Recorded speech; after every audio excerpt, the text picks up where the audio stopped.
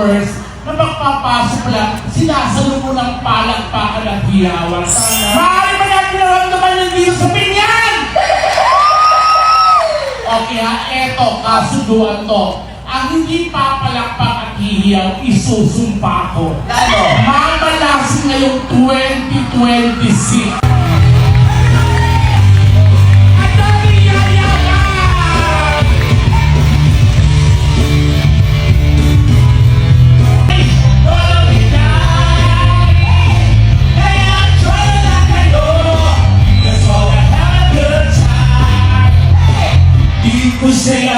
Professional singers. Sa bagay.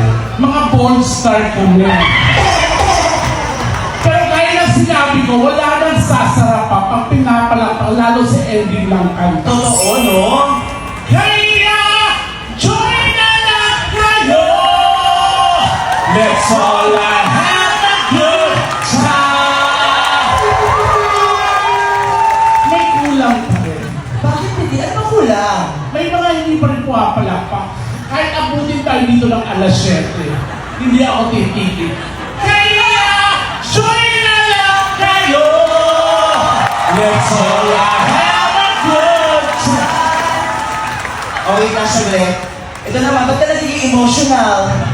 Alam mo, first time pinaramdaman na dito sa tingin, nag-diva din pala ako.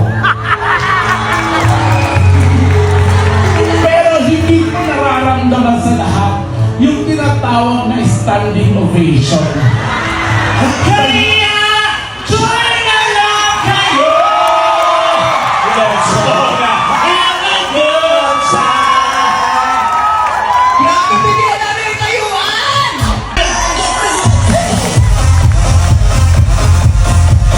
Alam mo, ang saya-saya talaga mag-perform dito sa Binyan. Yes! Iba ang energy ng Binyanense, Petit. Tsaka yung binyan, yung lugar talaga ng magaganda at gwapong lalaki.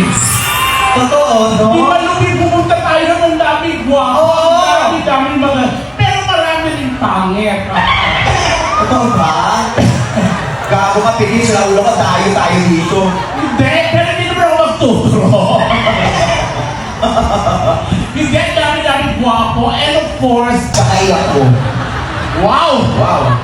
Ikaw gago Hoy, ka. pinaghandaan ko itong piling araw ng Binyan. Nakita mo naman yung itsura ko. Umulan lang ng konti sa Manila ng jacket. Wow. Akala mo pinaganda mo yan, mukha kang sagi. Isa lang sagot ko. Sas. Hoy, pinaganda mo yan? Mukha ang taba mong magician. Gago na. Kahit anong sabihin mo, ang gwapo ni Mayor. Yes. Tsaka sa akin nakatingin si Mayor. Paano kinikiligin sa'yo? Pinyeta ka, pinig. Wala kang salawal. Mayor, pasensya na po kayo. Inaakit ko si Mayor. Kala mo naman malilibugan siya sa kulay. Naiwan ko siya sa opisina niyo po. May asawa na ba si Mayor? Sa kaiyak ko.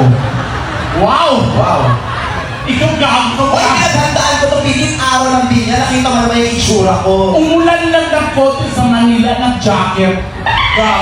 Akala mo pinaganda mo yan, mukha kang sagi. Isa lang sagot ko. Sas. Hoy, tsaka, pinaganda mo yan? Mukha ang taba mong magician. Gago na. Side view, Marion Rivera. Sa kabila, side view, Rian Ramos. Harap, Paulo Contis. Wow, ikaw ang maganda. Dito ka. Katapusan mo na, Majin Boo. Wow, tawang-tawa. Talaga. Wow. Side view. Ganda mo. Jessie Medjola. Diba? Kabila. Jessie Saragosa. Harap.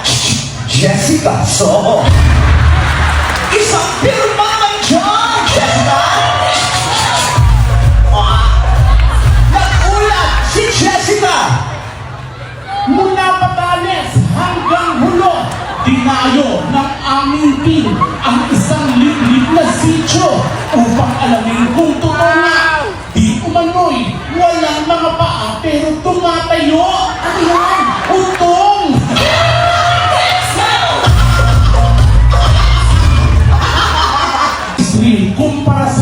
payat. Kasi pag mataba ka, konting kilos, konting galaw, konting kibot, pagod, hingal, pawis. Di ba yung mga payat, ganyan? Oh. Ang gagaan lang ng mga gawain nila. Promise. Paano mag-aanit? Paano ba kayo mataba? Paano? Sa amin, mahirap. Sa araw-araw na lang na ginawa ng Diyos, yung mga payat, bagong gising sila, pagpapangon sa kama, magkakamot lang yan ang mata, babangon na. Pero pag mataba ka, bago ka makabangon sa kama, kailangan mo munang gumulong ng apat. Tapos magpapalaglag. Pag nalaglag, luluhod. Hawak sa bedsheet. Ganun lang pag hihiga. Yung mga payat maghihiga, yung madadali lang. Sasampa lang yan sa kama, yayakap sa unan, higa. Yun naman talaga. Pag matataba, hindi. Paano? Para makahiga kami, kailangan muna namin tumayo ng matuwid. Tayo, tapos? Pag nakatayo na, itatayo din yung kama. Sasandal kami, tsaka itutumba. Ang hirap nun. Lalo pag maliligo, pag mastan nyo yung mga payat, pag maliligo sila, papasok sila sa banyo. Ang dala nila, shampoo, conditioner, sabon, tuwalya. Yun lang na apat. Very basic. Yun naman talaga dapat, di ba? Hindi. Sa amin matataba, hindi. Paano? Ang dala namin shampoo, conditioner, sabon, tuwalya, tinidor. Para sa tinidor? Pag nalaglag yung sabon, hindi namin kaya lamputin. Titinodorin namin yun. Sa bagay may point. Lalo yung dudumi. Pag dudumi, ang hirap nun. Yung mga payat pag dudumi yan, yung tatakbo yan sa CR, uupo, magsi-cellphone.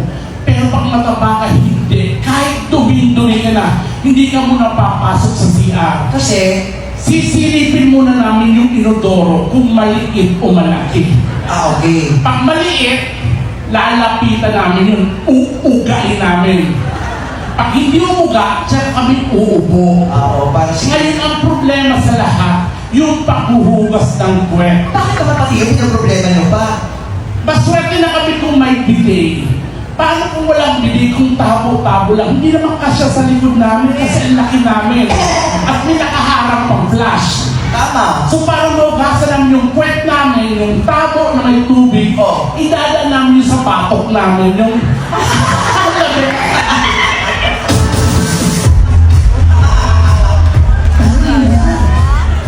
Tumahay ka lang, naghapat ka na.